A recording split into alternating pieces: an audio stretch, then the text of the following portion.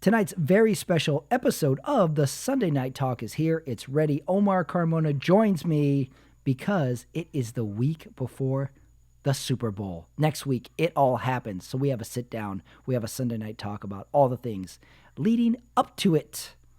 Hey, if you are new to Running It Back, you're new to my channel here on YouTube, please subscribe to it. If you see what you like, give it a subscribe. Do that because everything I put up is on one channel. The Sunday Night Talk is wrapping up the season. Running It Back, my long-form interview show, is up. Not to mention, Opening Scenes, my movie review show, is finalizing with its season finale coming up very, very soon. So give it a subscribe. Not to mention, I have stand-up clips up there as well. That's on the Running It Back channel. Today on the show, the Sunday Night Talk, Omar is here. We talk headlines in the week before the Super Bowl. We talk Pro Bowl. We talk a little trivia, little special trivia this week. We got two cities that I focus on for the trivia game, questions, and then very special predictions. Not only predictions, these are predictions we are going to hold ourselves to. So listen to who we pick, and it is going to be on the screen next week, and we're going to have to defend that prediction once we know the result. Oh my God, the Super Bowl is upon us. Guess what? It's time for the Sunday Night Talk. Here we go.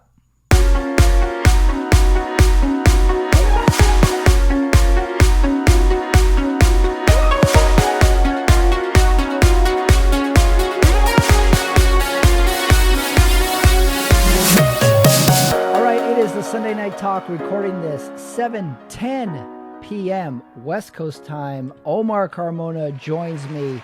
He is in the man cave.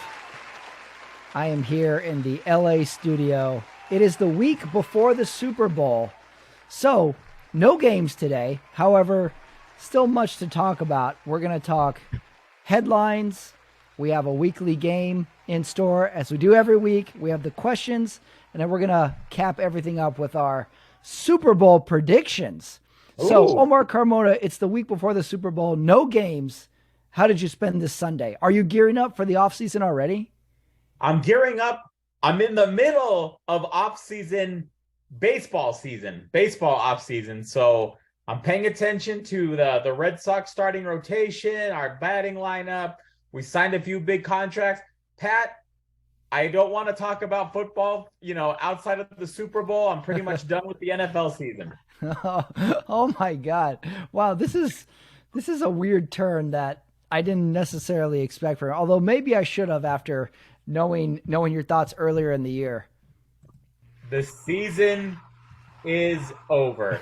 Yes, that was you from week 5. We were so far away from the playoffs, and yet you declared the season over.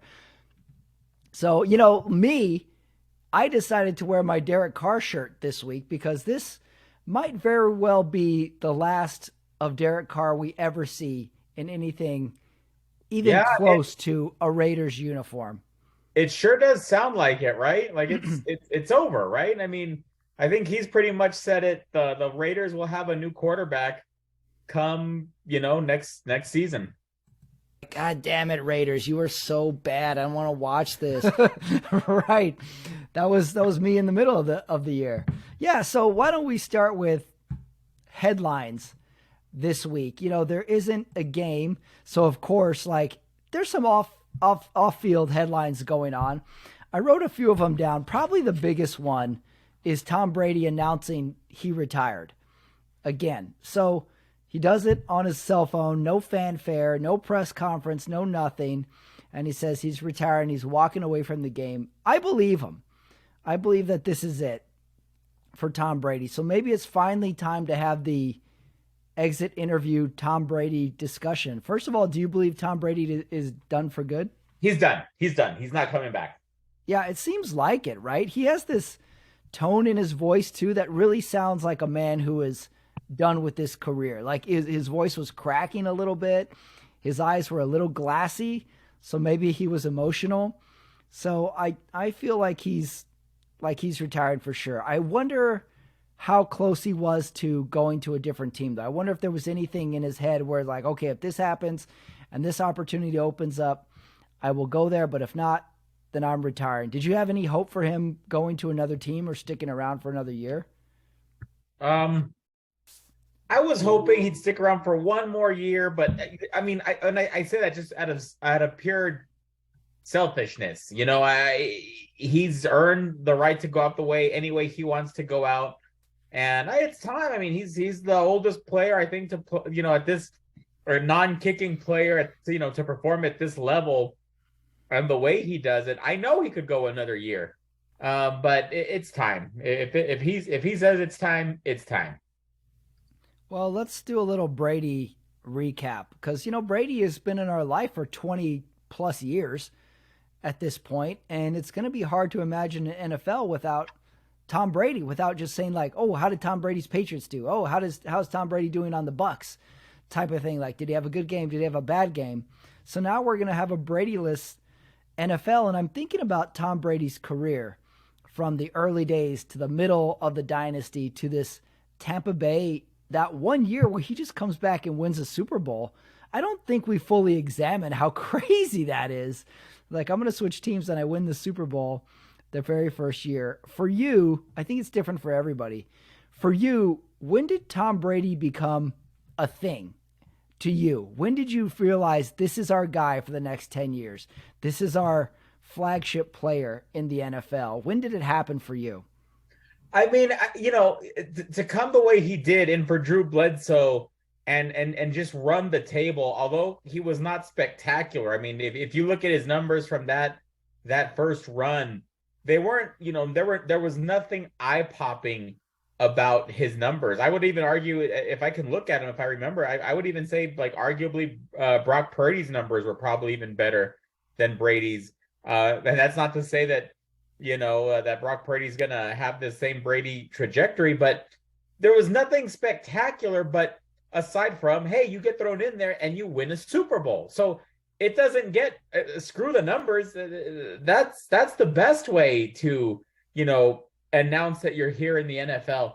So I think it was just the first Super Bowl, but then you follow that up with winning 3 Super Bowls in 4 years to start things off.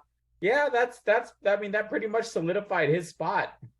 Yeah, so you're saying that that third Super Bowl was like, this is our, for me, that I believe it's the Eagles one where they had won that third in 4 years. Where like, this is the team of the decade. And then it just seems to go to another level after that Atlanta comeback where it just became like, this guy's just reached greatest ever status. Like, who else could have pulled that off? We have witnessed so many comebacks. We have witnessed so many Patriots lore. Like, just remember all the Patriots drama. Remember all the Patriots tabloid stuff that we went through. Like, we were with them on the rise of like, oh, look at the Patriots. They never win. They won a Super Bowl. Oh, good for them. To like, hey, how are they cheating us? How are they? They're doing crazy stuff. Like, we saw them at the plateau and he just kept going into another Super Bowl win. And I think that Atlanta one for me was like, this is the greatest ever. Like, we got to watch the greatest ever. I think that the Atlanta one, I think if you were to ask a New England Patriots fan prior to that Super Bowl who the GOAT is, and it's still Tom Brady prior to that Super Bowl. Mm-hmm. I think that the Atlanta Super Bowl is what even the Tom Brady haters had to turn around and say, he's the greatest. And that's why I hate him so much, Mm-hmm. So because we still had a Jordan LeBron debate before that Super Bowl, I think, going with Montana versus Brady before that Atlanta game. And then after that, it was just like, wow, we're witnessing greatness. It's right before our eyes. And that Kansas City one where he beats Kansas City in the AFC championship game, that was almost like legacy. It was like, yeah, I'm still badass. And then they go on to lose to Philly. Like, they've taken some hard championship losses as well. But I just feel like that Atlanta one, and then midway through when you realize like this guy is just, we don't know how great Tom Brady is, but we're going to get to watch. We're going to watch year after year. We're going to see who his new weapons are. We're going to see how him and Belichick, the brain trust, are just going to figure this season out. Because that Atlanta season was the year that he was suspended for the first 4 games for the deflated ball thing. So he didn't even play the first 4 games. And like, I don't think any Patriots fan was like devastated. They were like, yeah, he'll be back. And then we'll go from there, and then we'll figure it out. But we got Belichick. So, Oh, for sure. so I think his legacy, yeah, like you said, that Atlanta game is just chapter one. It is like, this is why he's the greatest. And then we go from there. So next question, what's Brady's greatest moment for you? It's got to be 28-3. It's still got to be 20. It's that look of Tom Brady on the bench by himself. Um, given all the turmoil, everything he's been through, and his head is down, but you don't get the feeling that it's a dejected Tom Brady with his head down, right? I mean, is that kind of like your feeling too when his head is down on that bench, that like his head's down, but not in the way a guy quits down. His head's down and like it's going through his head how the hell he's going to come back and win this game, and I think that's the image I'm always going to take from Tom Brady. The other thing with Tom Brady that I really like about him as an athlete is that I don't feel he ever cared about anything besides winning the football game. Like the Tampa Bay years, the later years, you can tell there's something else on his mind. He's thinking post-career. You see this with LeBron. Like, it just seems like he has other considerations in his head. And with Tom Brady, he's almost aloof in a charming way, where it's like, what's the score? All right, next possession. Can we get back in this game? Okay, let's just get a touchdown in this possession. We'll go for that. He was just so purely into the game at hand. I think that's what we liked about him. And in the end of any athlete's careers, your mind isn't solely on the game itself. It's not worth it. The hard hits, because he definitely didn't want to take hits this year. And I think you can't blame him. It's time. It's time to consider the next chapter of your life, and if your body is going to be crumpled. So I think that consideration is key. And I mean, my greatest Brady moment, I mean, there's so many of them. And I want to try and not pick the Atlanta one because it's so great of a moment. But I think my greatest Brady moment is that Kansas City AFC win where they win in overtime, and he throws his helmet off and he just has this look of joy on his face. I think you're just like, oh, look at this guy. His goal is to win games. Very Jordan-esque, where like the goal is to win the game and I don't care about anything else. How about an image of Brady of when that Seattle Super Bowl, when I remember an image when he wasn't even on the field. I remember the image of him on the bench watching Russell Wilson drive down, not run the ball with beast mode, and then they throw the interception, and Brady just has this look on his face like, oh shit, we won, Mm-hmm. and why does that stand out to me? It's just because like it's just kind of like, Tom, your greatness is just it's on another level, that like everyone steps up and just things just happen for you. Even when you're not on the field, you're still Tom Brady, and you're just gonna figure out a way to get through things, and things just happen for Tom Brady. So I remember that reaction on the bench. I think he was next to Jimmy G, and it was just a classic. Yeah, we won. Wow. Yeah, it was great. You can also tell someone has a Hall of Fame legacy when that second half of their career, a lot of players are trying to get on their team.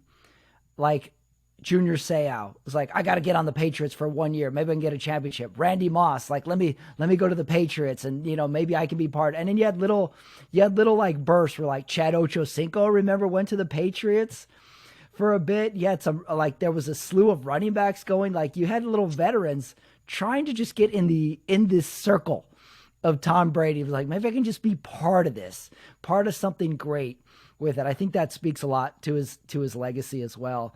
And then my last question with Tom Brady, now that he's retired, what do you think a post-football Tom Brady life is like? What do you see him doing? He's got the deal with Fox. We don't know in what capacity yet. We don't know what capacity, but I think he's going to end up in the box. I think he's going to obviously probably negotiate, top dollar money. He's going to be, his salary is going to be competitive with Tony Romo's. And I, which is it, I was reading a lot, you and I were gushing over Tony Romo last week, and apparently a lot of media went after him for that, the same performance we were hyping him up about. I guess, he took some criticism too. Apparently not everybody liked the Michael Jordan Clyde Drexler analogy. But Yeah, it was an analogy that wasn't quite on the nose. I liked it. I like when the announcers go rogue though. I would imagine, look, Brady has made a significant amount of money, obviously playing, but aside from that, as you know, when you reach GOAT status, you're worth way more on the endorsements and money coming in, side of things. I, I don't see him coaching. I really don't. Um, Only because I think he understands to keep his brand. I think he has way too many commitments that would keep him away from focusing on helping prepare a team week in and week out, to compete. So I don't see the coaching part. Although I think he'd probably be capable, but I just don't see him doing it. I could see him maybe after some commentating. I don't know. You know what I don't know is would the Crafts be willing to take him in as like some VP, kind of like the Yeah. way Bolin did with Elway in Denver, and kind of the way ownership throughout the years has treated Dan Marino in Miami. I could see that. Yeah. Yeah, like what are the avenues here? We got broadcasting. We know he's going to be that in some capacity. You got coaching / some sort of player mentorship. You got ultimate endorsement pitchman. I think that is very possible. I think, and that's probably the safest bet, wouldn't you think? Yeah. Because the other thing with Tom Brady is from middle of the career Tom Brady to now, middle of the career Tom Brady is not as self-aware. Like he is self-aware of branding, image. Whereas remember, like after the second or third Super Bowl, remember he hosted Saturday Night Live and he had no problem being the butt of a lot of jokes and sketches. Like he's walking around in a pair of underwear in one of the sketches. And it's really funny, but there's no way he does that now. There's no way he does anything that makes a joke about himself or he acts like the butt of a joke or the goon of a joke. Like Peyton Manning has towed this line the best, I think, where he makes fun of himself, but he is serious. I don't see Brady doing anything self-deprecating like No. that in the future. So I think he has turned as far as like he Well, has that, so much. That being But said, I think you bring up a good point, but I think Manning also has been able to stomach things like that because who did they have to pair him with to get to that point? They've paired him with his brother, Eli. I could see maybe some breaking balls, so to speak, but you'd have to pair him with somebody like Gronkowski, yeah. Oh, or okay. they can. Yeah. Team would be good. A straight man, funny man. Right, because no one He else could could be be the able to straight man. talk shit to Tom Brady. You know what I mean? No Right. one else would be on that level. But I think Gronk, some of those personalities would be able to kind of like bring him down and say, "Hey, I was with you. I can Yeah. laugh at you," and I think that would be funny. Well, wasn't Gronk on the Fox set or on the Fox pregame? Yeah, he was. Like, so like let's just put Gronk and Brady together and like let's call a few games or let's get them as a team on the sidelines. Like that could be a funny pairing because I'm with you that Brady might need a partner at first because he's never struck me as a personable, as a charismatic speaker at any of the press conferences, at anything he's ever spoken publicly. Like, he speaks dull. He's very quick in his words. Manning had a little bit where like, oh, he's funny, like he's personal. We like him. So maybe we pair him with Gronk and Gronk can be the crazy guy and Tom Brady can be, he can bounce off of him. That might be a good first initial way to go with Tom Brady as a media person. So there is that possibility. I'm very curious to see if Brady pops up on the Super Bowl broadcast. We talked about Greg Olson and I forgot Kevin Burkhardt called the NFC Championship game, and then we're like, are they really going to call the Super Bowl? Like, I don't know yet. I don't know if that's announced. I assume they're the A team. So what if we see Brady in some sort of Fox broadcaster element? I wouldn't be surprised, but I'm really going to be interested to see in what role. What do you think? Can he pop into Fox? Wouldn't that be awesome though? That would be something else. That'd be really cool. Yeah. Yeah, I wonder. And flipping it, if we go to the opposite end of the spectrum for this week's headlines, what do we think is going to happen with Aaron Rodgers? It seems like we've got the potential I, to stay in Green Bay is slim. It sounds like the Raiders and the Jets are the two candidates. He says at a golf tournament when someone asks, "Where are you going, Aaron Rodgers?" and he says, "Not San Francisco." It almost feels like, dude, you may be going to San Francisco. You're not fooling me on this one. Everything you say, I'm not believing till I see ink on paper. So give me your Rodgers thoughts as of now, the week before the Super Bowl. What do you think's going through his head? What's going to happen? ah, he's played his last game in Green Bay, in my opinion. Mm-hmm. I, I don't know if things are lining up for the Raiders. Um, I could conceivably see the Raiders looking at the draft as the place to get your next quarterback. Um, I could see San Francisco, I could see a possible Miami. Um, with the right spot, with the right price, would you give up Tua? I think they could. Mm. Um, but I don't know. I don't know. I don't know where he's gonna. I don't know where he's gonna end up. Where would you like him to end up? Like, just think, like, how fun would it be for Aaron Rodgers to be a Jet in New York, where Oh, he likes his privacy? There is so much media scrutiny. That could be chaos. He could quit by week 8. Like, if the media got too intense for him, I how fun would that be if he goes to New York? I want him to go to Seattle where he'll be near all the liberals that he probably hates so much. Oh, that would be interesting. I could see him. I could see him in a Pacific Northwest environment. I really could. What about the Raiders? I think he'd be a great Raider, although my fear is that his best football is behind him. But maybe we could have that one Brett Favre like year where he was just awesome on the Vikings for 1 year. Because whatever team gets him, you've got to think like we've got 1 year with this guy. Let's stack the team. We've got 1 year.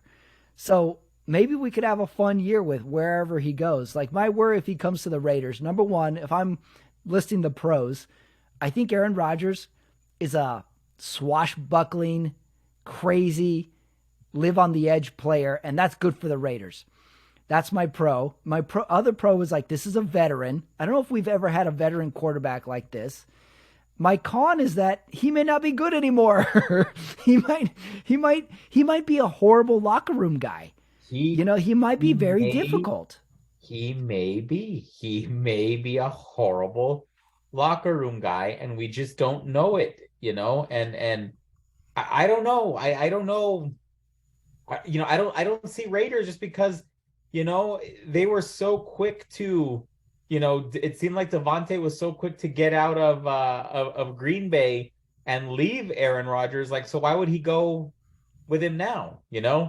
I I don't don't know. I know. thought that was management, though. I thought that was management getting rid of assets, and I thought that's what Aaron Rodgers might have been mad at. Which I don't know. I don't know if we ever fully know these things from these headlines we read, but Yeah, maybe we they don't want to know. pair up again. We don't know. We don't know. We don't know. So, all right. So you're saying Rodgers goes to Seattle because he's liberal, or or you want him in Seattle? Because he's not liberal. Aaron Rodgers is not liberal. You're saying Yeah, he's one of those conservative nuts. political Omar. He's coming out. All right. So you're saying he's going to Seattle. I'm gonna go out on a limb and say he goes to New York for fun. For fun. I don't want to get my hopes up with the Raiders. Plus, I don't even know that'd be a good acquisition. I really don't. If that would be good for the Raiders. The Raiders are got a lot of loose ends to try and tie up. Speaking of a week of no football, I don't know how much you watched. The Pro Bowl was this weekend, Omar. I don't know if you get into the Pro Bowl. I don't know if you watch any of it all. I don't know if you despise the Pro Bowl, but I took it upon myself to try and understand the Pro Bowl because it has changed so drastically over the last 5 years, 10 years, and then 20 years, of course. So now the Pro Bowl is the week before the Super Bowl. We don't even play a game. They play a version of flag football. We have skills competitions. So the Pro Bowl itself, I'm agreeing with the NFL in the sense like you really cannot have a football game. You can't play football half speed. So to dress them up and have this pretend game is a little insulting. So I get Right. it. We have to think of something to do. So the skills competition, I think, is a golden opportunity for this. And they play dodgeball. The quarterbacks throw the ball into nets and stuff like that. It's pretty fun. And then we had the flag football game today, which oddly was entertaining for the 45 minutes I watched it. So number one, the two announcers who called the Pro Bowl are Kirk Herbstreit and Pat McAfee are in the booth together. And I will give it to Pat McAfee brought it. Like he brought energy and personality. He was making little jokes. And then Kirk Herbstreit, Kirk Herbstreit sounds like he just woke up from a nap. It could not be an odder parrot. I just think that's how Kirk Herbstreit speaks. But that was interesting. I think the Pro Bowl should have just leaned right into it and went nuts. At one point, I think Snoop Dogg was like the defensive coach for one of the teams. And Kirk Herbstreit, like they score a touchdown on Snoop Dogg's defense. And Kirk Herbstreit says, I think there was a miscommunication in there in the defense. Snoop Dogg's got to get his defense together. Snoop Dogg isn't coaching any defense here. Why are you calling this like a regular game, Kirk Herbstreit? Yeah, I'm Kirk Herbstreit's voice is for college football.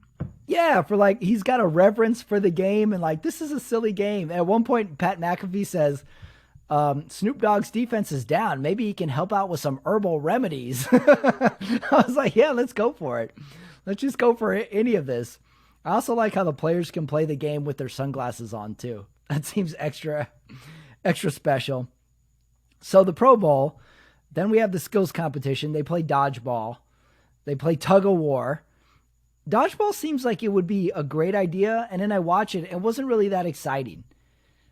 Dodgeball. Well, the thing is, like these guys catch everything. Their hands are so big. Mm-hmm. Throwing a dodgeball really doesn't. It's not them catching it with their bare hands. Isn't that exciting because they should do it? Their hands are the size of big screen TVs. You know what? There's no hot take this week, but I got a hot take. I never liked dodgeball. You know when like you'd be in gym class and gym teacher would be like, "We're playing dodgeball today," and everybody would cheer. I never liked dodgeball. I don't know what it takes to be good at dodgeball. I never found it fun. I found every school has different rules to dodgeball. I'm not all in on dodgeball. I think the Ben Stiller movie gave it extra life and it never really needed it. And it wasn't so excited to watch a dodgeball game. Were you had any interest in watching NFL players play dodgeball? Not really. No, me neither. I don't know where they got this idea. Tug of war sounds way more fun. I'll watch that. What do you think of this idea for the Pro Bowl? So at the end of the year, now we have the Pro Bowl, and when it comes to skills, why don't we have like a feats of strength type of skill competition, and in those stats go under that player's kind of stat sheet for the next year? Like, wouldn't you like to know which quarterback can throw the furthest? And then the next year we'll be like, oh, Geno Smith, like, well, he won the longest throw competition last year, 75 yards. And we just know that. Who has the biggest arm in the NFL? So we could have longest throw for quarterbacks. We could pay more attention to the 40-yard dash, potentially. We could do some sort of kickers competition, just something to go on the player's resume for the year following. That way we can just have a little extra details for the Pro Bowl. Other than that, like, what could we add to Pro Bowl weekend to make it fun?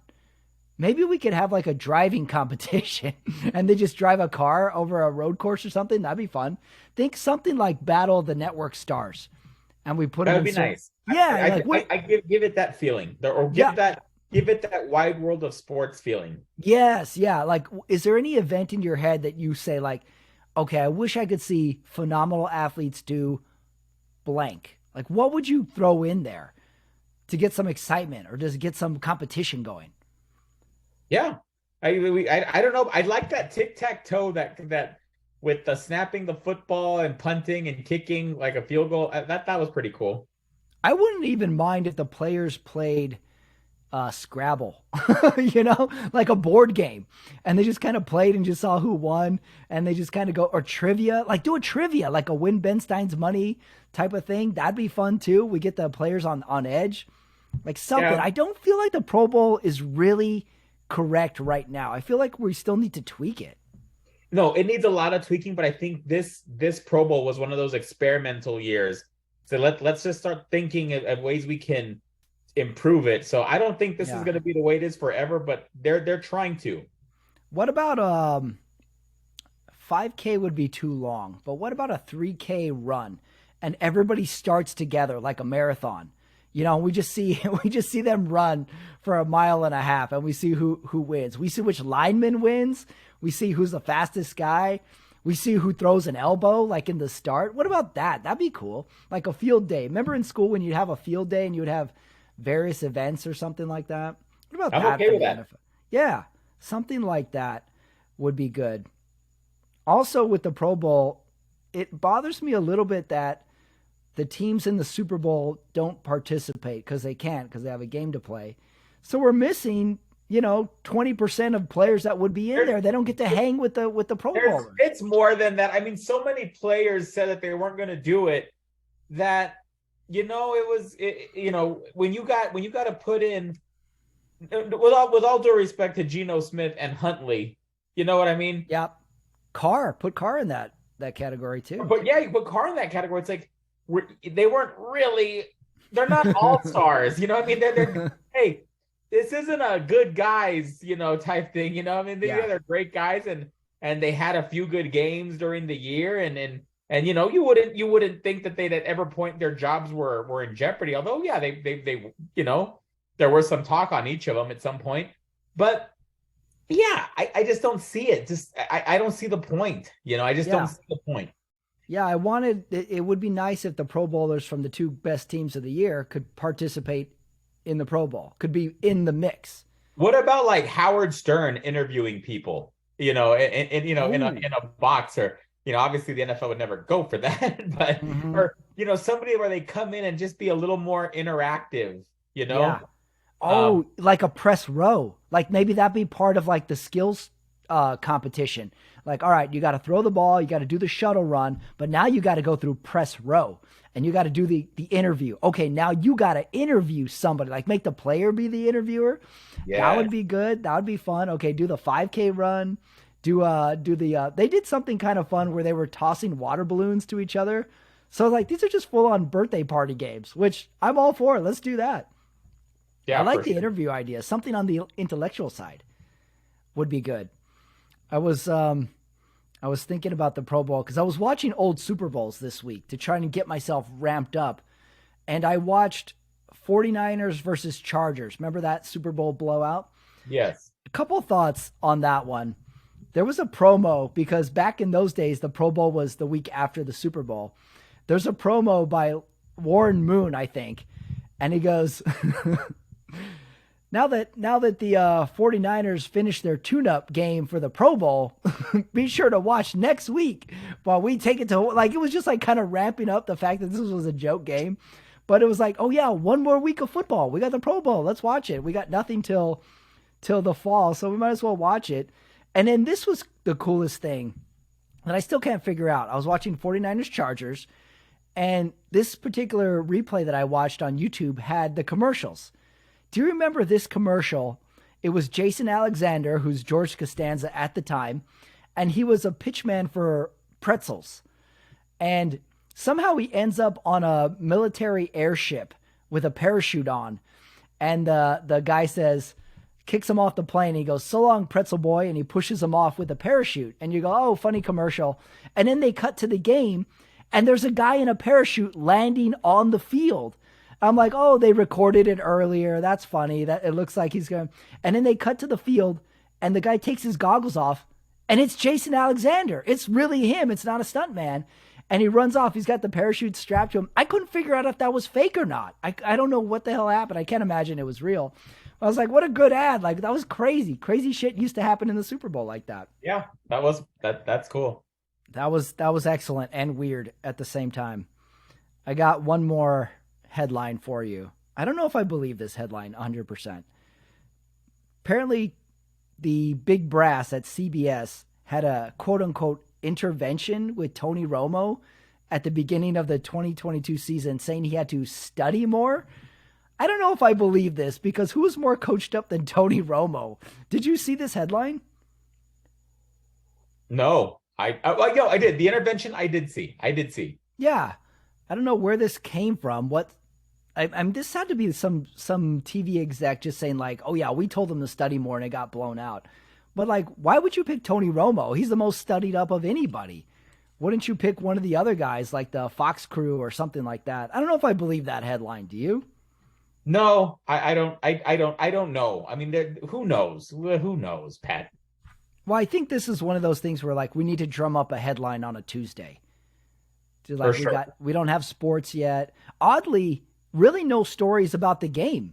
Maybe we'll have it this week, but no stories about Mahomes' ankle, no story about Jalen Hurts and the offense, no story. We don't have anything about the game yet. It was pretty weird. So maybe this will be the week, but like I just remember like we would obsess about the game over and over again. I didn't hear a single story about the Eagles aren't tested and KC is going to be the new dynasty or like Reed used to coach this. Not a single story about the game. None that I heard anyway. I'm with you on that. Well, we got Definitely. this week. It's got to be this week, right? Yeah, got to be this week. Somehow Mahomes' miracle ankle is 100% recovered and healed and no boot, no nothing. Right. So maybe we'll have it this week. So a lot to look forward to, which we'll handle in the next segment. We'll talk predictions. But before we get to the predictions, Omar, we do a game every week. I have something prepared for you this week. I talked about trivia earlier. So we're going to go full on game show trivia for this week. This week's game is called A Tale of Two Cities Trivia. We have Kansas City in the Super Bowl. We have Philadelphia in the Super Bowl. And I have a few categories. I wonder if you can get to the end of this game. So the way the game works is I have categories and you have to go through each one. And if you miss two of them, you're out of the game. And those categories are geography, city history, on the field, and famous formers. Let's do it. I'm ready. Okay, this is Philadelphia and Kansas City, Tale of Two Cities trivia. What category do you want to start with, Omar? Give me them again. You've got geography, city history, on the field, and famous formers. Shoot. I'll do a geography. Okay, geography. Here we go. Your question number one. Which is closer to the East Coast, Kansas City or Madison, Wisconsin? Ooh. You're kind of a secret geography head, if I remember right. Yeah, this is a good question though. Yep. Remember, there are 4 questions in each category. You can miss or you can miss one. I'm gonna go Madison, Wisconsin. Okay. The answer is Madison, Wisconsin. You're off to a good start here. All right. Sticking with geography. Here's the question. Missouri, in which Kansas City resides, borders 8 states. Can you name 2 of those states? Kansas is one, and I will go. Said Missouri. I'll go Arkansas. You got it. They border Arkansas and Kansas. Did you know any other ones, by the way? 8 states. I don't think any other. One other state borders 8. Nebraska. Yep. Could you go Tennessee? Tennessee is one. Could you do Kentucky? Kentucky is one. Shoot. Alabama? Nope, not Alabama. Mississippi? Nope. Huh. You got Iowa? Iowa, yep. Illinois? Illinois and Am I missing any? One more? 2 more. Indiana? Nope. Oh. Then I'm out. Arkansas and Oklahoma. I said Arkansas. Oh, no, you said Alabama. No, I said Arkansas too, didn't I? Didn't? Okay. Well, you already passed the question. Yeah. All right, next question. What is the capital of Missouri? Springfield. Hmm. Hold on. No, it's not. Jefferson. All right, I'm going to give it to you. You're right. Jefferson City. All right, so you nailed the Springfield is category. Illinois. Springfield is Illinois. Yes. Okay, you got the category. I had one more question. Did you Don't know be the an capital? asshole. The season really is over. Did you know the capital of Pennsylvania? The capital of Pennsylvania is Harrisburg. Oh, you got it. You aced this whole geography category. All right, that moves us on to on the field, famous formers or city history. Which one do you want? Famous formers. Okay, famous formers. Here we go. Andy Reid is a former head coach of the Eagles. Can you name 2 former Eagles head coaches? Yes, I can. Buddy Ryan. Yep. Ray Rhodes. Yep, you got it. All right, easy one for you. How many other ones do you know? I could have gone Rich Kotite. Yeah, Rich Kotite. Yep, that was a good era. That was a disaster. That was a good one. Rich Kotite looked like a guy who taught us driver's ed. Like he did not look sporty or athletic at all. Or former. Oh, I hate it. Who was the one that ended up winning a Super Bowl with the Rams? I got his face, but the one from the 70s Eagles. Dick Vermeil. Dick Vermeil. He was an Eagles head coach. Mm-hmm. Ray Rhodes, I think, only had it for a year, and then they went to Andy Reid. But obviously, they had Doug Peterson won a Super Bowl. How can you not have a list when he's the only one that brought a Super Bowl to the city? On there. Yeah. So they had some good coaches. All right, you got it. Chip Kelly and Pat Shurmur were 2 other ones. All right, you got that question. Next question. Name 2 Kansas City Chiefs players who played for the Chiefs but did not start their career with the Chiefs. 2 Kansas City Chiefs players who played for the Chiefs, however, did not start their career with the Chiefs. They're on the team right now. No, any players, any former players, all count. Okay, that they started with the Chiefs, but they did not start with the Chiefs, but they ended up being Chiefs. Yes. This is a good one. Priest Holmes is one. Okay. Priest Holmes started, I think, in Baltimore, if I'm not mistaken, and ended up, or maybe not even Baltimore, but he ended up with ended up in Philadelphia. No, wait, with Kansas City, you said. Mm-hmm. Yeah. Kansas City. Okay, there's one. Joe Montana, obviously. Marcus Allen. There you go. Now you got it. Yeah, I was like, there's two big ones that you should get. All right, you got it. I had Steve Bono, Trent Green, and Morton Anderson were also in there. Okay, you got that category. The final question would have been, this was going to be a tough one if it came down to this one, but you already nailed this category. Why is Philadelphia named the Eagles? Great question. I don't think I would know this. They are named the Eagles after Franklin D. Roosevelt's New Deal insignia was named the Blue Eagle. So they named it after the Franklin Delano Roosevelt insignia. All right, you're halfway there, Omar. That brings us to city history or on the field. Let's go city history. Okay, city history. Now we're getting tough. What is Philadelphia's nickname? Oh, man. The city of brotherly love. All right. Next question. There are many monuments of American history in Philadelphia. Name 2. The Liberty Bell is one. That's correct. Oh, man. That one where the guy is just standing, like he stands on top of like this dome. I'm going to need a little more than that, Carmona. More than the guy who stands on a dome. I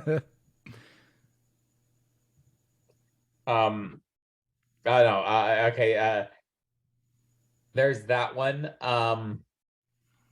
All right, you already got one. The steps, the Rocky steps. I'm gonna give it to you. I had the Rocky statue. I'm gonna give it to you. You had the Liberty Bell. You got. There's the Tomb of the Unknown Soldier. Yeah. There's Independence Hall, the Benjamin Franklin National Monument, the Rocky statue, William Penn statue, which I think is what you were trying to figure out. Yeah, that's the one I was thinking of. And then there's the George Washington Monument as well. Okay, so you got that category. The last question would have been, what is the river that runs through Kansas City? The Mississippi. Ah, you are incorrect. It's the Blue River. Ooh. Okay, but you already got that category. That brings us to the last one. No, let's see if you get to the end here. Here we go. This is on the field. The Eagles play at Lincoln Financial Field. What was the name of the stadium they played in before? Oh, easy. Veteran Stadium. You got it. What is the name of the Philadelphia Eagles mascot? Shit. Stumped. Oh, now the pressure's on. The name of the Philadelphia Eagles mascot is Swoop. I wouldn't have known that. Okay, this is the last question. Can you get to the finish line or not? Because if you miss this, you're out. Are you ready, Omar? Let's do it. What is the name of the Kansas City Chiefs mascot?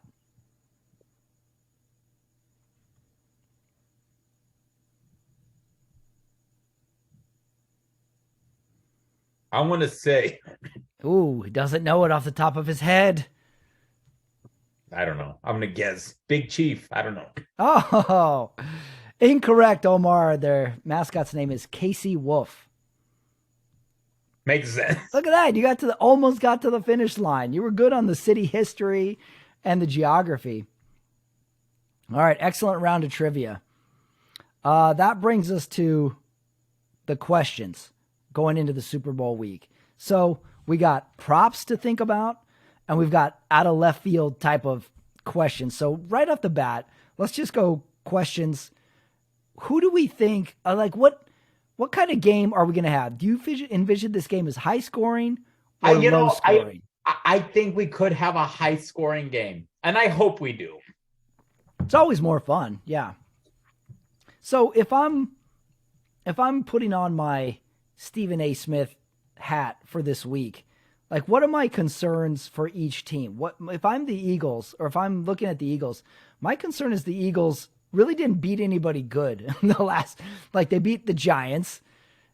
They beat a quarterbackless San Francisco. I don't feel the Eagles are that tested. However, they went 13-3. That's something.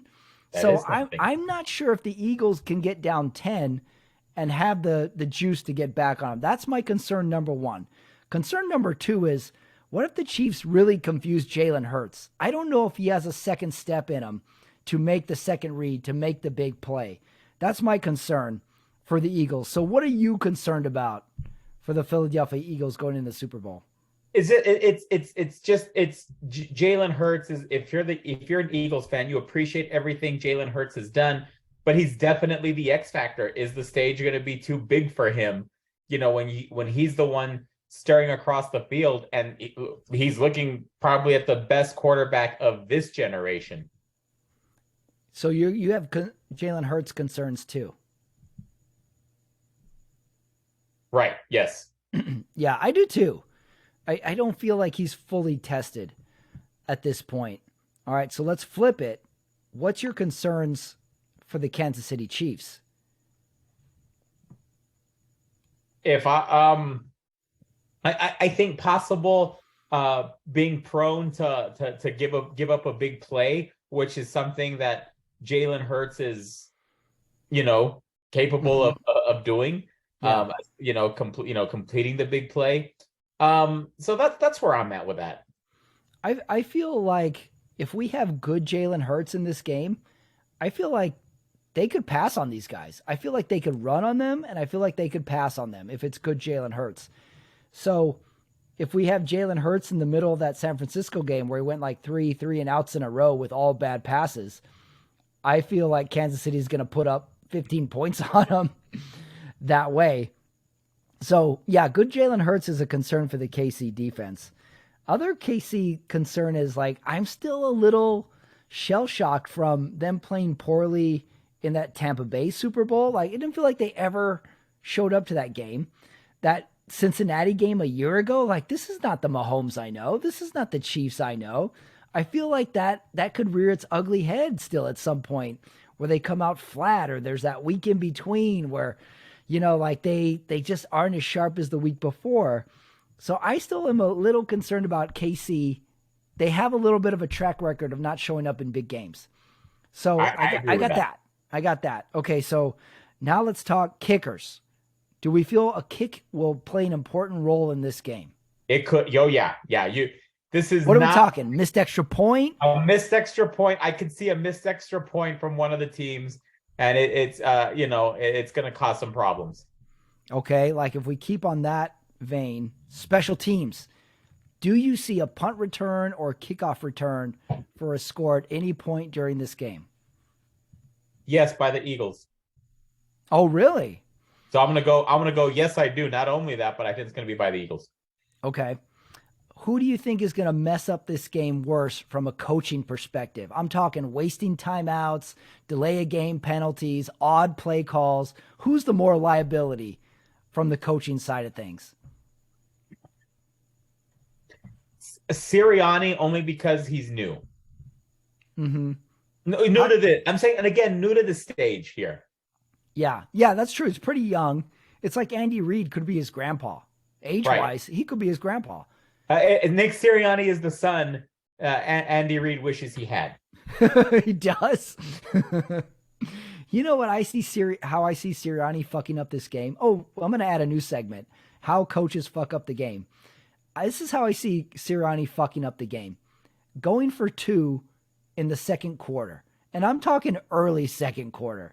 He's going to go for 2, not get it. And I'm like, what are you doing? You don't need to go for 2.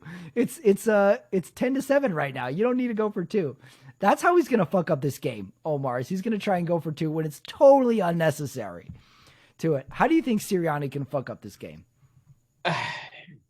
It'd be something like that. It'd be something like, oh shit, the last guy that was here was Doug Peterson, and we saw the risks he took, and maybe he takes a similar risk, and it doesn't work out that way like it worked out for Peterson. I could see that. What about Andy Reid? Do you see a way where Andy Reid can fuck up this game? I could see him going into a bit of a control the clock if they're up 10 in the late third. I can see them abandoning the pass, although I think he is too smart for that. So I'm going to go technical. If there's any way Andy Reid can mess up this game, it's going to be the little radio in the quarterback's helmet fails or something, and they can't get the plays in, and Mahomes picks plays that just aren't the best plays. So I'm going to say that's the way they can mess it up. That's good. Technical problems, technical difficulties. Okay. All right. So now let's ask some questions that are in the other category, meaning crazy shit. Number 1, are we going to see a trick play? Are we going to see a halfback pass, a double pass, something on a kickoff or punt potentially? Because a trick play in the Super Bowl puts you in legendary status as a coach pretty damn quickly. Think of Sean Payton in the onside kick. Oh, we didn't talk. Sean Payton is going to be a Broncos coach. Yeah, that's well. I can't imagine you're happy. Yep, that's true. He's in the division. He's a proven coach. We got to figure out, does Russell Wilson have some battery left? If there's anybody who could bring something out of him, you would have to think Sean Payton is a great candidate for that. I'm surprised that this announcement came so quickly. I thought this was going to be our story all summer long. Sean Payton went to the Denver Broncos. He had a cup of coffee with them. Oh, it turns out that the Raiders they really liked him in the interview. Oh, Dallas, Sean Payton is on a private jet to Dallas. Like, I thought we were going to be talking about this all year. And yet we're at Tuesday and the Denver Broncos sign him and it's a done deal. Yeah. Were you surprised that this announcement came so quick? I was. I thought, I really did in my heart believe I read this one wrong.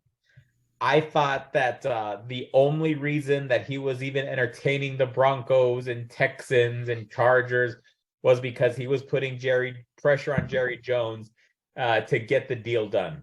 Yeah, I would have guessed that too. Be like, oh, he's just circling. He's circling for the big one that he's going to talk about in June. Like, we're nowhere near a decision. I was shocked that this was. I don't think Denver was on anybody's radar or predictions for places he would go. Did you? No, I didn't see it either. And I would think that maybe there'd be a little more, how do I want to say it? I thought he'd maybe be a little more apprehensive going to Denver, given do you want to be like immediate, start with a new team and but you're already married to Russell Wilson? Yeah. I was, that was my question too. I also would have thought, how serious could he have been about the Chargers? Sean Payton, number one, lives in LA. Number two, like, look at the weapons on the Chargers team right now, as opposed to Denver. Like, we got a year or two with Russell Wilson to really figure this out and then dump him. If he has another year like that, you can't have a third. I don't know what their cap space is like, what their draft space is like. I don't know how much control Denver gave them. And then you're going into a tough division. You got Kansas City in here. You got Herbert in here. That's a tough division. I was surprised by the Denver hiring. Yeah, I was too. What do you think? Just last note before we get back to the questions. Dallas, we got McCarthy and we got Dak to figure out. This, I don't know if a team ended a season worse than that team. Like, San Francisco lost, but that was because of injuries. Right. Dallas played terrible. Yeah. I don't think a team is more disappointed in that loss than Dallas. I agree with you on that. It was a terrible, terrible way to go out, but and that's why I thought that there needed to be a change at coach. If Dak's your guy, then you may think of a new coach, but no, it obviously didn't happen. I think we're at countdown time for Dallas next year.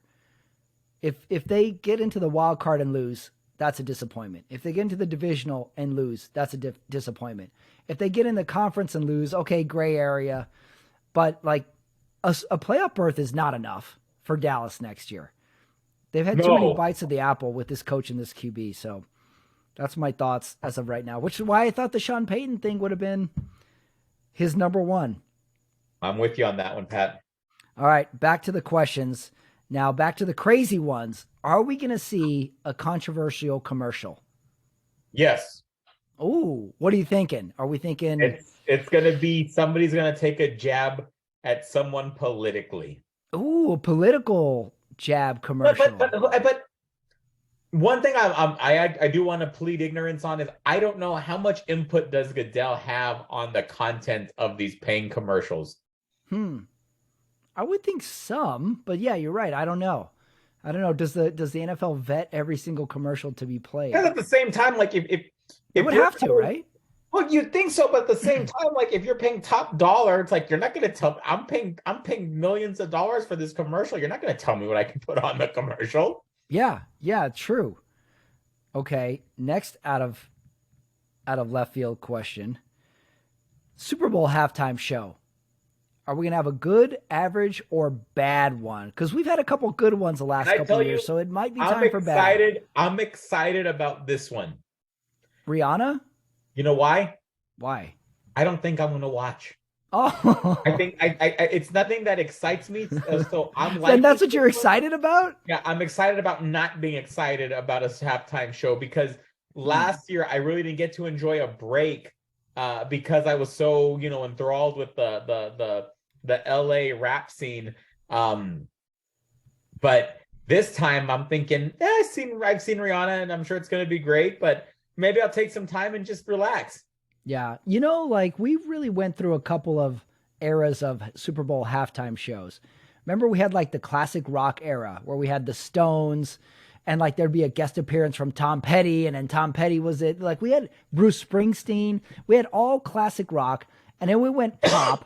We had like Pink, Lady Gaga, and now we've gone hip hop, R&B now. So between the three, I don't know how you pick, but it seems like those are the only categories to really pick. Like, what else can we do? It has to be music, right?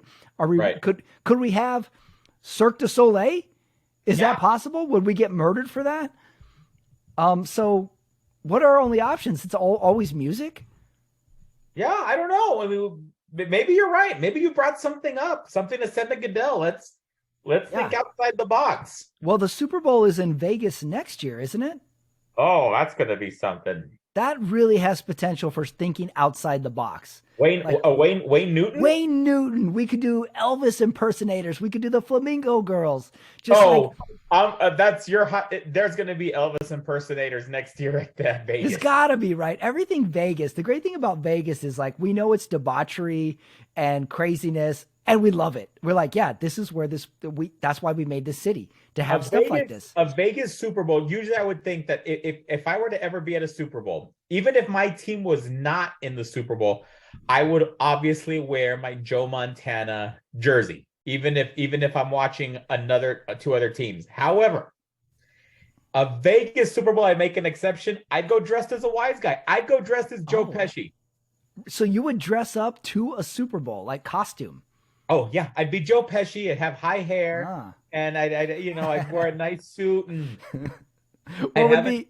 Would you say Joe Pesci lines from various movies or from various movies? I'd have a toothpick, like kind of like in Casino, and be getting upset at people and asking for more marks and things like that, and you have to throw me out. And man, Carmona, we got to do this.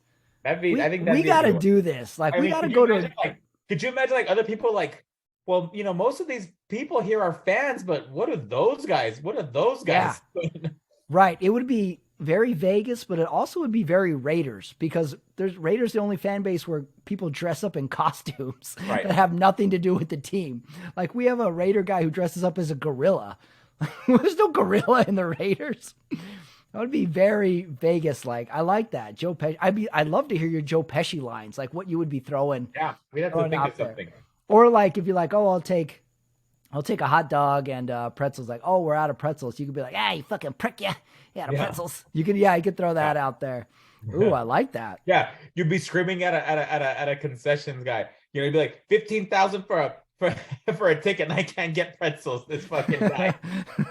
This fucking guy makes me want to watch Casino again. There you go. All right. Any other questions going into the game? What did I leave out? We got halftime show. We got commercials. We got trick plays. Have we talked about what's going to be the first score of the game? Oh, okay. Oh, you know what? I do remember. Yes, first score of the game.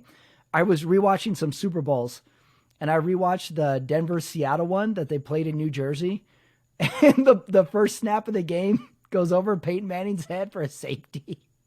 That game was 35-0 at one point. Yep. So then I thought about this when it comes to first scores or just scores in general. If my Raiders ever made the Super Bowl, what do you think about this? I would not watch the game. I would record the game. I would go do something else. And then at some point, someone would tell me like, oh, they won or they lost. And I'd be like, okay, good. The pressure's off. I know what happened. Now I'll watch the game. I don't know if I could handle it in real time, a Super Bowl. Your team has been in the Super Bowl a couple of times. How do you watch the game? My law firm threw a party for the last 49. Well, actually, come think of it, I threw a party for both 49er Super Bowls here in El Paso. Myself and back then he wasn't my law partner, but he was part of the Super Bowl party throwing, planning. Mm-hmm. And then he became my law partner. Then the firm threw a party for the Chiefs 49er Super Bowl. And I regret both because since I was it's fair to say, since I was the Gold Star 49er fan in both those parties, I was the one that took the most crap, like it was like nobody, even when like before kickoff, like people were talking shit during the national anthem to me. And I thought it was uncalled for. Who's singing the national anthem this year? I don't know. I love the national anthem. It's great and all, but if I was a player, I wouldn't like the national anthem because you're getting all jacked up to hit people and to play a good game and kill the opponent. And then you listen to the national anthem and you can't help but get sentimental. And I feel like I would lose my edge. Be like, look at that. We're all one country. This is great. We get to celebrate. Okay, now go play football. Like I would lose my edge. I can't listen to this national anthem. People would think I'm protesting the national anthem because I would go in the locker room and not listen to it. I was like, I'm just trying to keep my edge. It's too good of a song. It's performed too well. I can't take it. And they'd be like, oh, we got Pat Ramirez, Colin Kaepernick over here. There you go. Just kind of trying to keep my edge. All right, back to the scoring. You said, will we see a safety? No, No, it's too low percentage. I think the offenses are too good. Also, I think the quarterbacks are too mobile to not create at least some yardage. Um, but I want to say my first score is going to be a first quarter Jalen Hurts quarterback run. oh, okay. First quarter quarterback run. Yeah, I'm gonna go. I'm Like gonna. one of those like first and goal from like the 5 or 7 yard lines, and or second and goal, and he just takes it in. Little play action, says, you know what, no one's open. I'm going. So you're going first quarter Jalen Hurts touchdown. I'm gonna go if Kansas City wins the coin toss, they go straight down the field, touchdown pass to Kelsey, and they're up 7-0. You know, Super Bowls always start off really slow. Like one team seems to be half a step up on the other team at first, and then that team catches up. So I'm gonna go KC first drive touchdown to Travis Kelsey. So that's our scoring predictions. Are we going to see any goal line stands? Are we going to see any defense in this game? I don't see any notable goal line stands. Are we going to see a sack? Who gets the first sack? The Eagles will sack Mahomes first. Okay. First big penalty, Ooh. meaning pass interference or personal foul. Jalen Devontae Smith is going to beat somebody, and there's going to be a last second ball. You know, I'm not turned to the ball, pass interference. Okay. Oh, you know how I see it? I'm going to say one of the teams goes up 14-0, and the other offense is really struggling.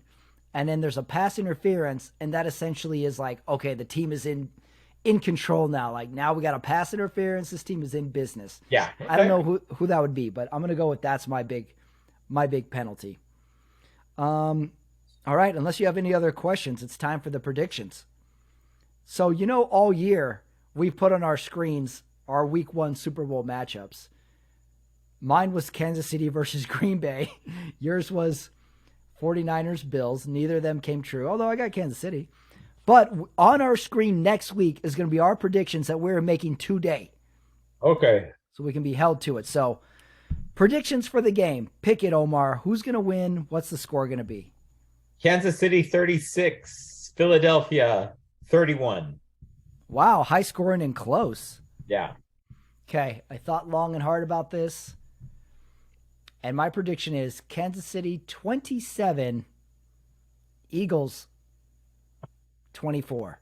But Okay. that's going to be a late touchdown by the Eagles. I'm going to say Kansas City is in control the whole game, and the Eagles get a drive or two at the end. Hold on, let me write that down because I want to make sure. What did I say? 27-24. Last thing to talk in what I wanted to talk about. Kansas City wins. Okay. Do we put this do the Kansas City Chiefs reach dynasty status in NFL history? I think you need 3. I agree. I think you need 3. I think you need more than just 2. I think you need 3 to even touch the dynasty talk. Like you wouldn't call the New York Giants with 2 of Eli's. You wouldn't call that a dynasty. No, you wouldn't, because those 2 Super Bowls were really unusual. But if you got that third, it's almost like that solidifies it. Yeah, I agree. And it has to be the same core of players too. Yeah, it can't and it's be so a different sad QB. because it kind of like you think of teams like the Seahawks, from about 10 years ago. It seems like they, even though they got a Super Bowl, they really missed a window. You know what I mean? Even though the Colts got a Super Bowl, it seems like they left a lot out there too. It seems like they left a lot on the table. When they would have deep playoff runs and then lose, not only to the Patriots, they lost some heartbreakers to the Steelers and Chargers along the way too during those great years. So I agree. I think it's extremely difficult to have a dynasty in concurrence with another dynasty too, because those were the Patriots years. That was just the buzzsaw Patriot years where they took a Super Bowl from, like you said, the Seahawks and stuff like that. And like how many times did they knock out the Colts? Right. In the playoffs. So to have 2 dynasties going at once, like that's near impossible. But now we definitely have the passing of the torch where the Patriots are not the Patriots. Kansas City could take the torch here. Like when's the last time we had 2? The only two dynasties I can think that ever existed was Lakers Celtics Right. in They basketball. won. They won multiple titles in the same decade, and it was one Yeah. or the other. Yeah, they beat each other a few times, and then they beat other teams a few times. It's extremely rare to have these two dynasties going at the same time, and the Chiefs would be the most poised for this run. Premier quarterback, explosive offense, solid coaching. Yeah, if you were to pick a dynasty, like what are the odds on the Chiefs to win? Say they win next week, and you're like, okay, what are the odds on the Chiefs to win a third? I would say 5-1, 3-1. It'd be good. It'd be the best odds of anybody, right? I don't know. But I think you're right. I think they need more than a Super Bowl. I think you look back at this 5-year run, and they're clearly the best franchise over the last 5 years. But they only have one Super Bowl so far, you know? Yeah. They won So one, so they lost one. Yeah. yeah, so I think you're right, Pat. I think you got to win. You at least have to, and you definitely have to have a winning record in the Super Bowl to be considered, I think, a dynasty. Yeah. Yeah. I think they need three. If the Chiefs can get this one and then they're a threat next year, now we're talking. Now we have to have the conversation of like, is this dynasty? And then just, I mean, look at it. If they can get a third one, having knocked off a talented Chargers, Bills, all the good teams in the AFC, like, yeah, for sure. Like, we have to talk. These Chiefs are our new dynasty team, our new career, our new, what would you call it, flagship team of the NFL. For sure. Okay, so you picked the Chiefs, I picked the Chiefs. That leads us to our last prediction of the week. What do you think's going to happen off the field? Because you know something's going to happen this week that's going to put a damper on this somehow. There's going to be some solicitation. There's going to be some fights at parties. There's going to be some allegations of gambling. What is going to be your off-season or off-field week of the Super Bowl prediction?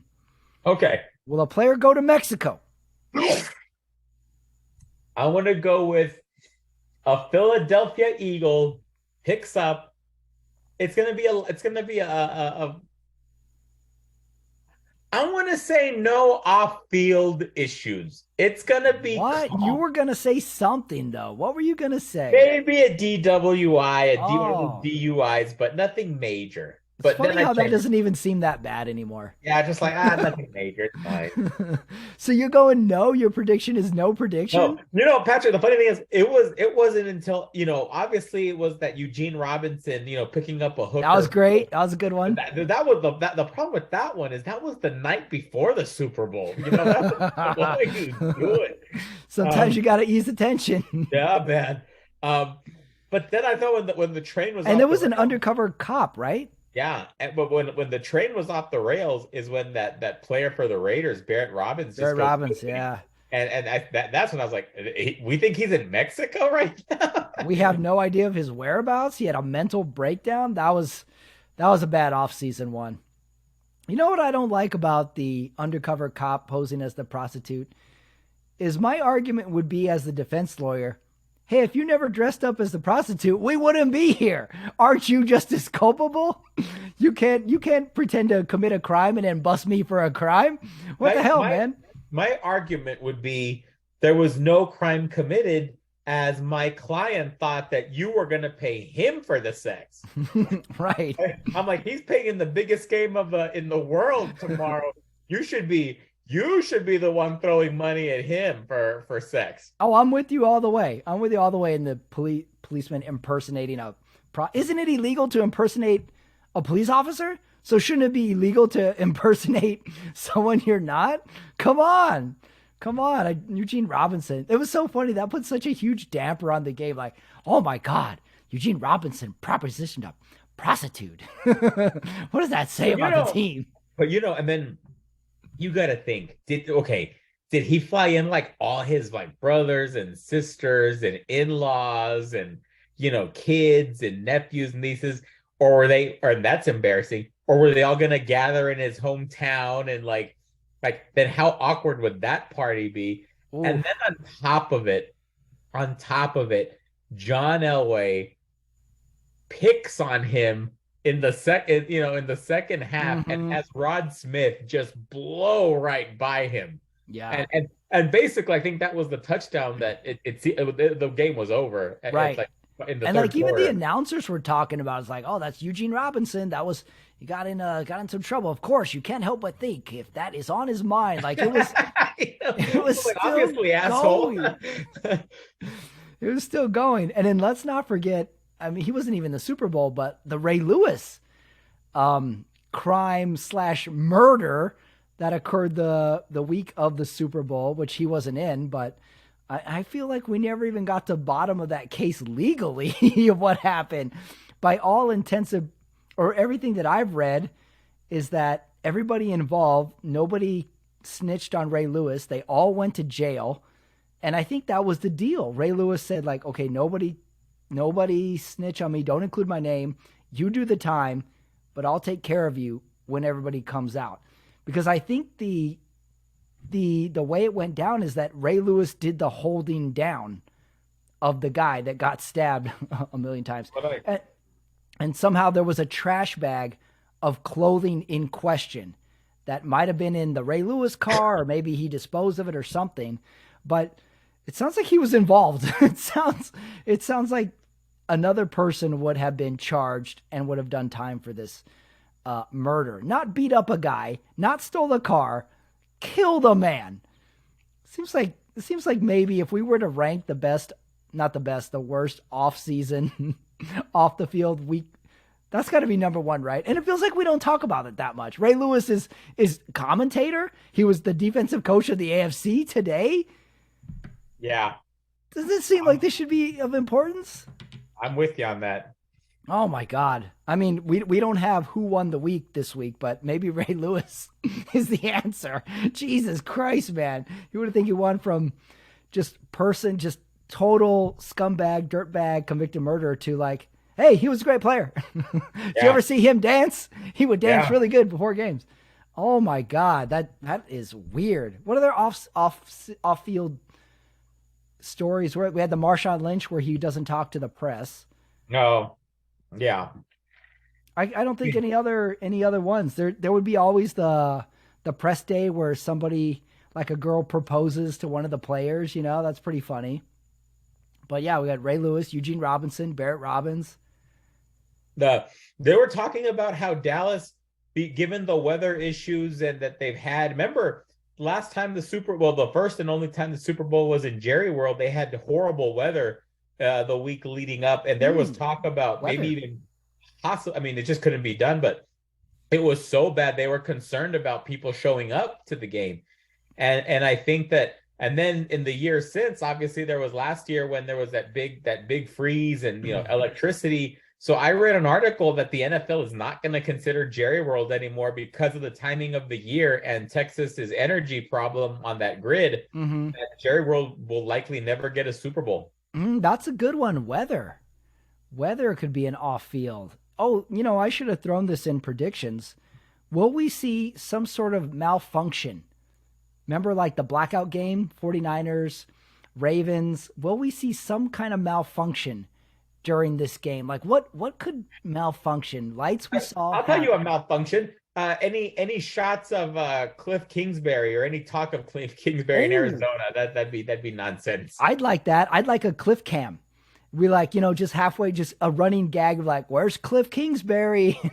And it's a little airplane on a cartoon board and it's going across the world. Thailand. Yeah. The Cliff cam. Did he ever come back? Do we know if he ever came back from Thailand? No clue. We have no clue with Cliff Kingsbury. What an exit. Like, hey, I'm fired. We'll see you. I gotta leave the country. All right. Those are the off-field story predictions. I hope we get something. My prediction was MVP. I'm gonna go MVP. The obvious pick is Mahomes, but it seems like we try hard to not pick quarterbacks sometimes. Yeah, so let's pick. I'm gonna say I think my prediction is gonna be the weak one. I think Mahomes is gonna win the MVP. But let's go someone out there that a non-Mahomes player. I'm gonna go with non-Mahomes. So non-Mahomes. If Kelsey I think if Kelsey catches 2 touchdowns. Mm-hmm. I'm gonna go a little off the beaten path. And I'm thinking of this because, I rewatched a bunch of Super Bowls. There was that Seattle game against the Patriots where this receiver, Chris Matthews, shows up out of nowhere and catches like 10 balls. So if they would have won, like he would have been in the running for MVP. So I'm going to go with like that third receiver on Kansas City that like runs a wide receiver screen pass for 65 yards, then catches an 8-yard out for a touchdown, then gets one more touchdown. I don't even know who the receivers are on Kansas City, but whoever the third one is, I'm going to say that's my dark horse MVP pick. That's fair. Yeah, I'm going to go that. So, you know what my off-field prediction crazy story was going to be? One of the players, doesn't matter which team, he's got a crazy family member. He's got like a crazy uncle, a crazy dad. Maybe he's got a mom who, is like way young. These players have young moms. And they're like, I didn't get my tickets from my son. They get kicked out of a hotel. And all of a sudden the player has to do damage control on their own family member.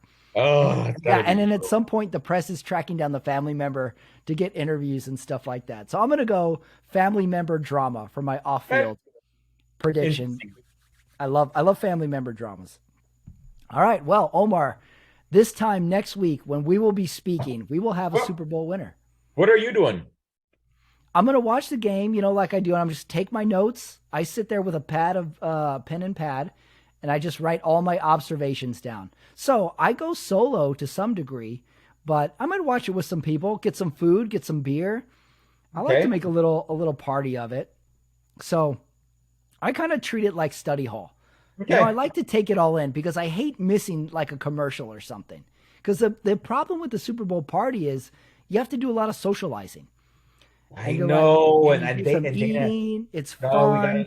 We were invited to one. It's good. I mean, it would be very cool. Well, the beauty of our show is like, sometimes we talk 65% of non-football things. Right. So it's not like we have to analyze the game, but I do like to watch it and see what crazy details I come with. My biggest concern is the commentators. Who's going to commentate? How is the broadcast going to be? And are we going to see Tom Brady? That's my biggest concern going into this game. I think the game will take care of itself. Commentators is what I'm worried about. Not worried. I'm excited to see what happens. Cool. All right. Next week, we will have a Super Bowl winner. Omar Carmona, I will see you post Super Bowl. It's going to happen. We'll see you next week, everybody. Later. Hey, that is it. That is the show. That's the Sunday Night Talk. And there wasn't even a game. It's the week before the Super Bowl. So we had time to collect ourselves. How about you? Are you collected? Are you ready for the big game? Most importantly, have you subscribed to Running It Back? Subscribe to the channel. Everything is up there. My movie reviews, my stand-up clips, my interviews, and not to mention the season finale of the Sunday Night Talk will happen next week. How about those predictions? How about those storylines?